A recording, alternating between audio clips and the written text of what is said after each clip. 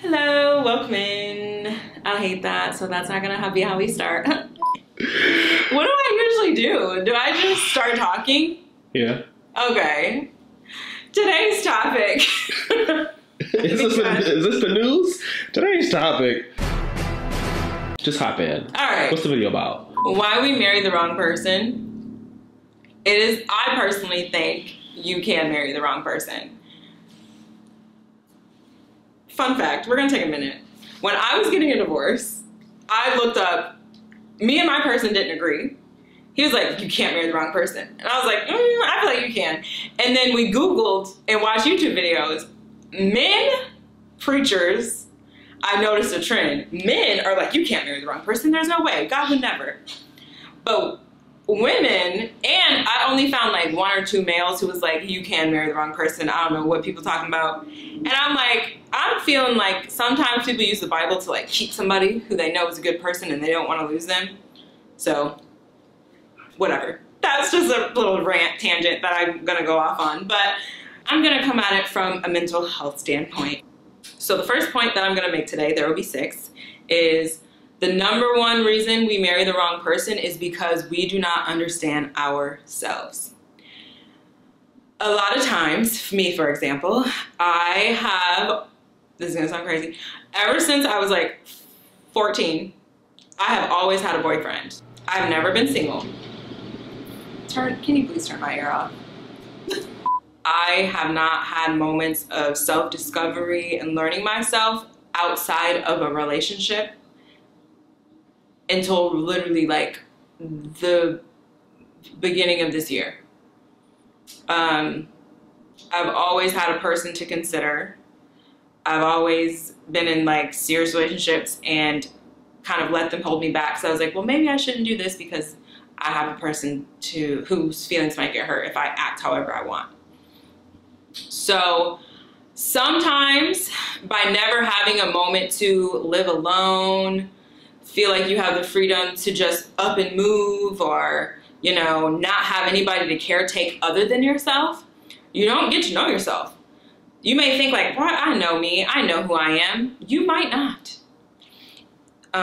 This kind of goes into point #2. You have unresolved, or you might not be self-aware. You have unresolved trauma from your childhood. You have a lot of unresolved grief maybe. Everyone has childhood trauma, first of all. Nobody has perfect parents, and everything about us starts at home.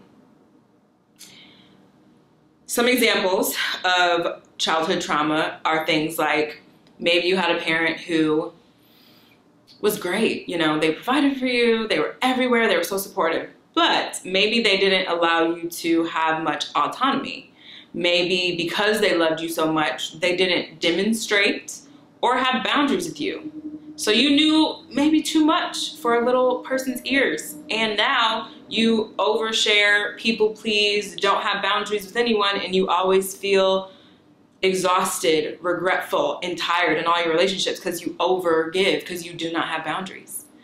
That is traumatic. You never maybe were able to be a child, it may feels like, because you had to caretake for siblings or your parents. Sometimes people have sick parents, and sadly, you're the only person who can care for them. Even though, you know, it's not, just because you have trauma doesn't make your parents bad. Like, they couldn't help, you know, the fact that they got sick, or they couldn't help that maybe, you know, you had to help with your family, or maybe you personally chose because you thought that's what it meant to be a sister or a brother. Like, you help you basically be a second parent. So you caretook.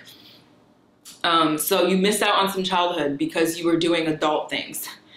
That's not fair to you. And in your adult life now, you can reparent yourself and heal the fact that you've always had a serious life. You've always took care of everybody. It's okay now that you are a grown-up and you're in control of yourself to rest, recharge, play, enjoy your life, live your life, and be selfish. But really, you can have boundaries. You can tell people no. You do not have to do everything for everyone. And if any of that relates to you, that is a part of kind of having some trauma and not realizing it. The third point that I want to make is I think we marry the wrong person sometimes because we are unaware of the generational trauma we carry. It's not ours, but we inherited it. And what I mean by that is, for me, for example, a lot of people in my family have been divorced before. And I noticed a pattern. They got into marriages that they didn't want to be in. So I'm like, oh my gosh, I'm learning a lot of women in my family kind of do the same thing. They married somebody because they were young, it made sense. And then it's like, oh shoot, marriage is really hard. Oh my God, I don't want this anymore. And they kind of kept doing it. Instead, where I'm like, no, now that I'm aware that this is a pattern and a behavior that I've inherited, I need to take a minute, because a lot of women in my family started families young, got married young. I don't have children. So I was like, you know what? I'm going to stop this right now. I'm not going to repeat the cycle. I'm going to get to know me. I'm going to heal my personal childhood trauma. And I'm going to get aware and start asking questions and get to know my family members, because I need to be aware of the things that you guys have been through, that I've inherited, so that I can stop doing them.